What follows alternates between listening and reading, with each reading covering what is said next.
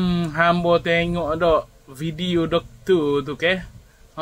Doktor tu sokmo duk nasihat. Kalau kecil manis makan obat. Tapi gak orang ke.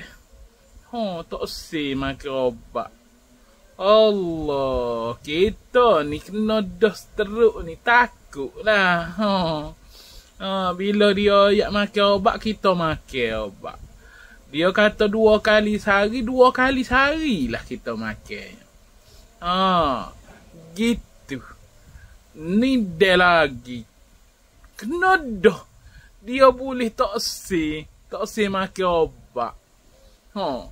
Allah lah. Doktor tu tak cekak dah royak. Duk mai seomo. Siapa kau ada royak?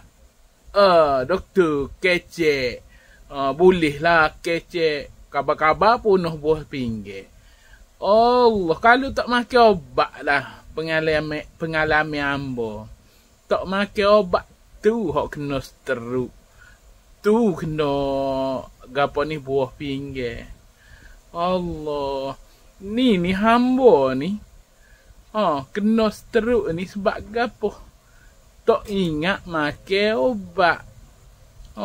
Padahalnya hamba ni makan dah obat tiap-tiap bulan. Tiap-tiap hari. Tiap-tiap bulan pula dah. Tiap hari. Tapi kerana hamba tu hari tu tak ingat makan obat. Kenalah beleping kena. Baru reti. Allah.